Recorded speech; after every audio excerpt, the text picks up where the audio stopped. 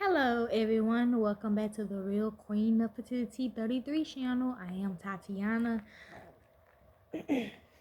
We are here with some articles for you all. This is a this is a fairy tale of a princess named Rapunzel.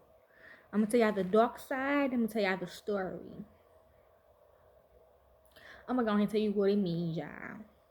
Rapunzel means us women, girls, women, we supposed to have hair down there, okay? It helps us and it help our men, okay? Um, that's what it means. And when little girls start their puberty at 9 years old, you gonna get it, okay? So don't be ashamed of it, okay? If you want to trim it a little bit, you can trim it. But I'm just saying though, we supposed to have hair down there. Cause when I used to read this, it always talking about the with her long hair, and her long hair is out of the tower, and her men, the prince, will always climb up to the hair to get to her face or whatever the fuck, okay? So it helps both, okay, if you are in a partnership, okay? When females don't have hair down there, they act so childish. I swear to God, they do. Even when I tried it, I never act childish though. So maybe that's just them. Maybe they just a kid inside, okay?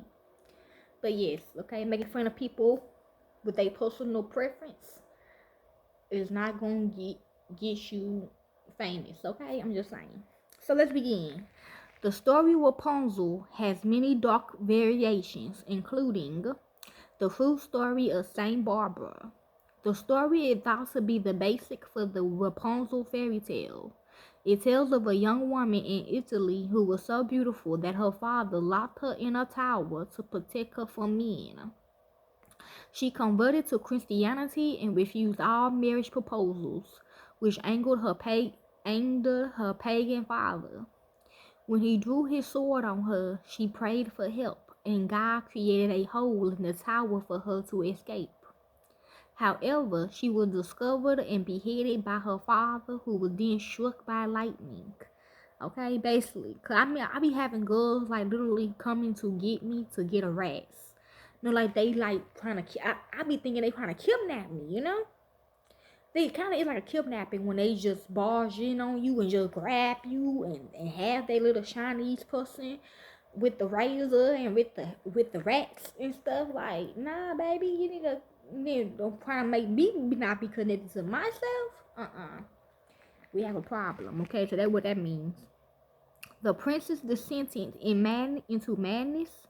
In one version of the story, the prince throws himself from the tower in grief after his wife dies.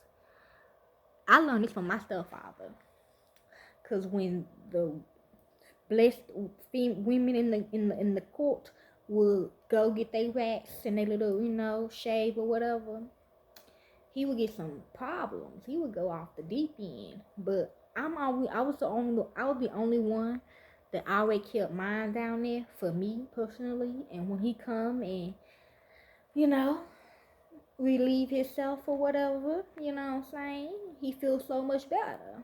Okay, I'm just saying. Okay. So I learned that from him. So all my boyfriends, they already experienced me like that. So he escapes with his life, but the thorns he falls into poke out his eyes. He wanders the forest blind, eating only roots and grass, and crying over his wife's loss. He eventually comes across Rapunzel, who is living in the wilderness with friends she gave birth to along in the desert.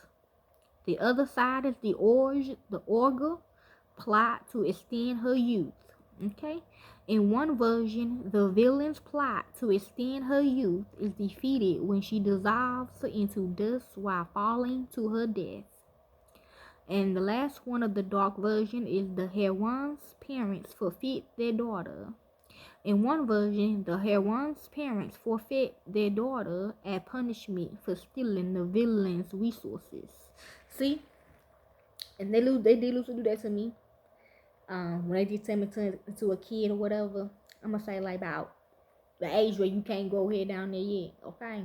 So anyway, this is the story time. This is the fairy tale version. Okay. Same thing. Okay, for kids.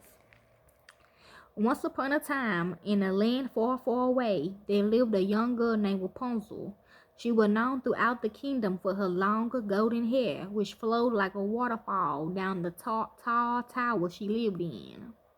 Rapunzel's story began many years ago when she was just a baby. Her parents, the king and queen, were so happy when she was born. But their joy turned to sorrow when an evil witch who was angry at the kingdom put a curse on the young princess. The curse made Rapunzel's hair grow long and filled it with magical powers. Okay? I did talk to my real family at the time, and they would tell me to do.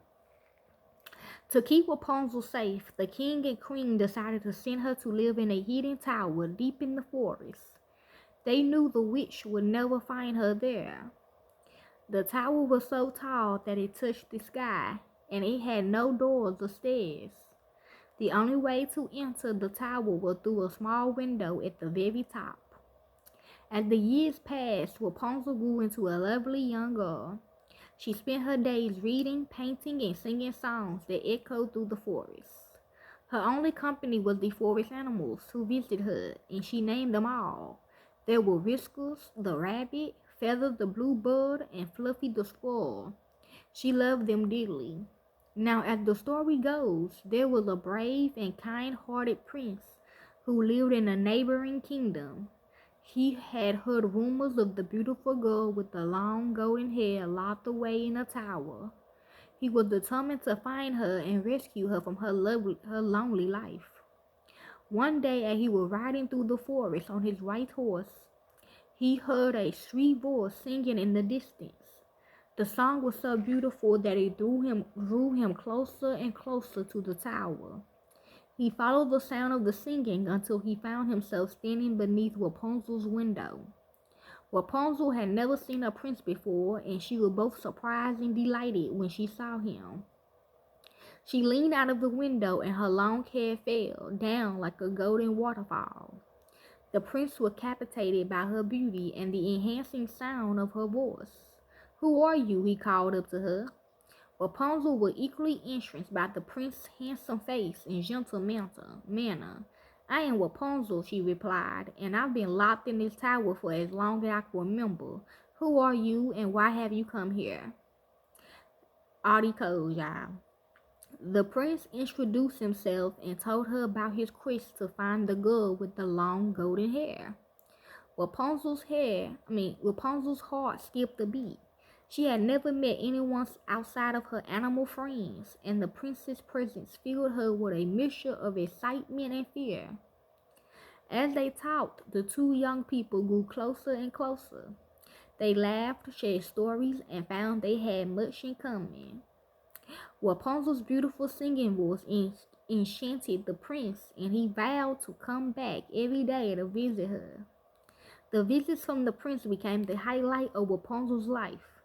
She looked forward to seeing him more and more with each passing day. As for the prince, he was falling deeply in love with Rapunzel. He knew that he wanted to spend the rest of his life with her. But there was a problem. The witch who had placed the curse on Rapunzel had discovered the prince's visits. See, because she tell all I gotta do it. So.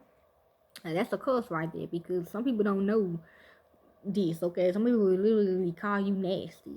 I had females telling me, "Oh, you don't love yourself. You don't care. You don't love your girl." How y'all know? Look here. Look here. Don't do me. Thank you.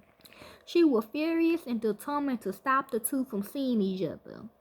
The witch knew that if Rapunzel's hair was ever cut, its magical powers would be lost forever. So she came up with a wicked plan. One evening, when the prince arrived at the tower, he called out to Rapunzel as usual. "Rapunzel, Rapunzel, let down your hair," he cried. Rapunzel leaned out of the window and tossed her head down for the prince to climb up.